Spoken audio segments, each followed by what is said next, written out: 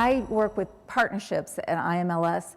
Since we have a global representation here, and even with our domestic people, I should remind you that the Institute of Museum and Library Services is a small, we like to think kind of mighty, federal agency that's really about supporting museums and libraries in their work to enhance innovation, lifelong learning, and cultural and civic engagement.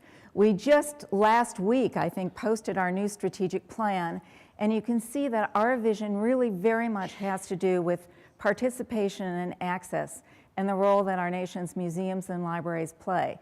What I'd like to really emphasize is that we are important centers of learning that aren't always recognized in the importance that we can play, and we don't always play the important roles that we could play.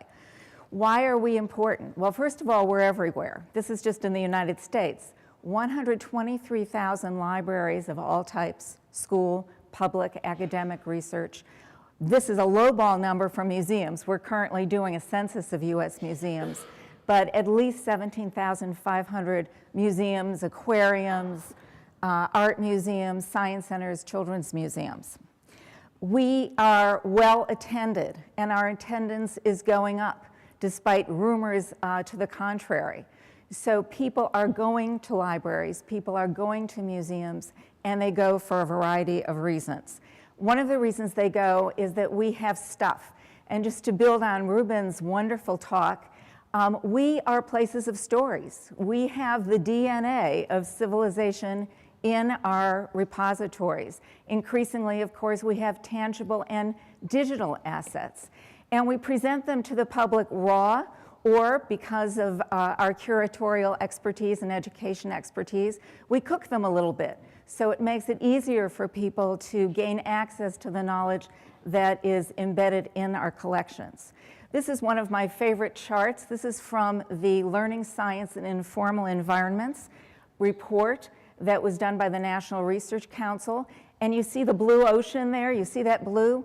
That is all the time that people are spending potentially learning out of formal education systems, out of school, out of work.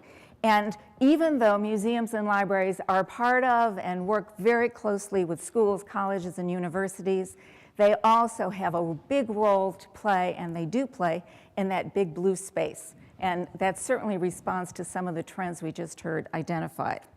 Why are museums and libraries important, and why do people go to them?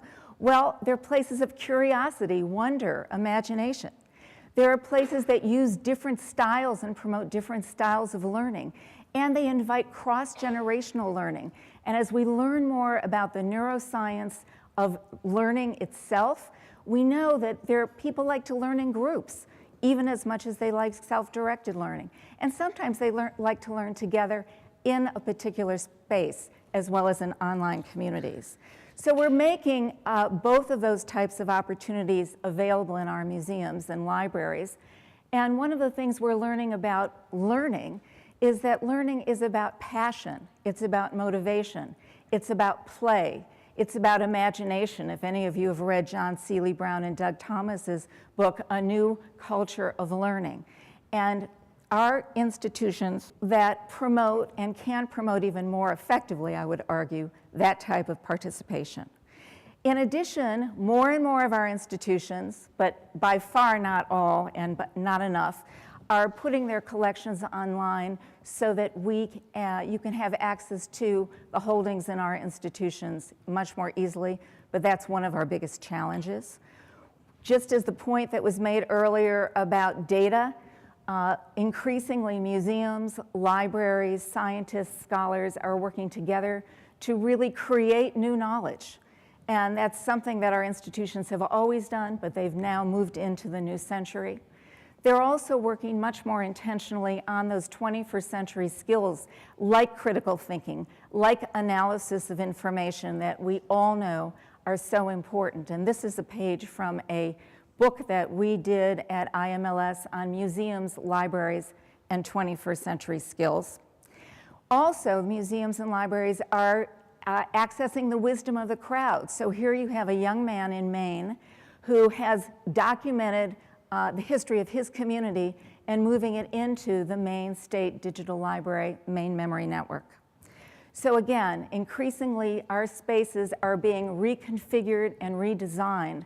This is a public library outside of Detroit that is a place where the recognition of motor activity, the power of the screen, the power of reading and storytelling, and the power of multisensory learning is being presented. So as Larry just said, we've done a partnership with the MacArthur Foundation's Digital Media and Learning Program to create something like 30 learning labs for teens that are going to be in libraries and museums around the country. We just announced our first 12 awards. So we are very much interested in and supportive of what seems to be a no-brainer but can be a huge challenge.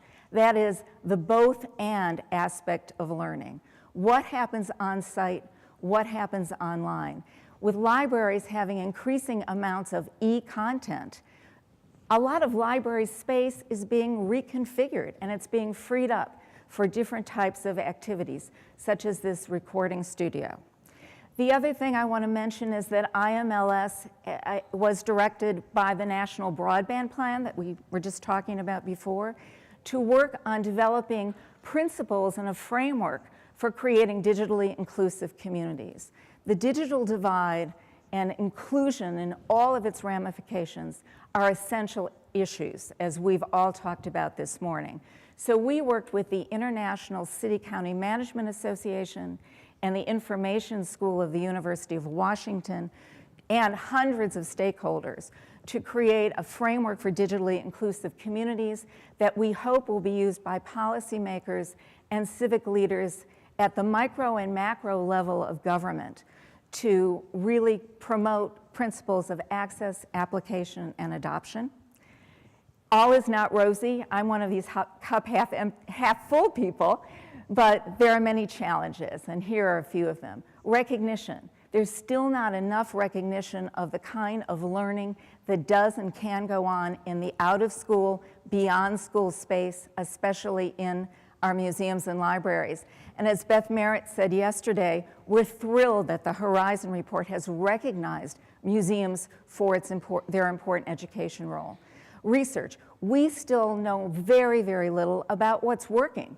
We still know very little about really what works in effective learning, whether you're in the classroom or whether you're out of the classroom throughout your life.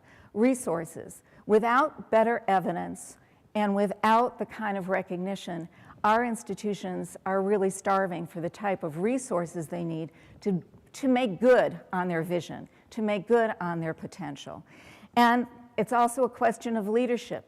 In many, many of our organizations, the leadership still hasn't really gotten the message that they have a critical and essential role to play in the learning revolution. And then to Lev's remarks earlier this morning, we really need to think about radical collaboration. And that in too many of our organizations, museums are still seeing themselves as islands, even within the museum community, let alone engaging in the type of larger all-community efforts that we just heard about in Cleveland. So, to sum up, I think that we are in a period of lifelong, life-wide, life-deep learning, and every single organization and institution needs to belly up to the bar and be part of the solution. Thank you very much.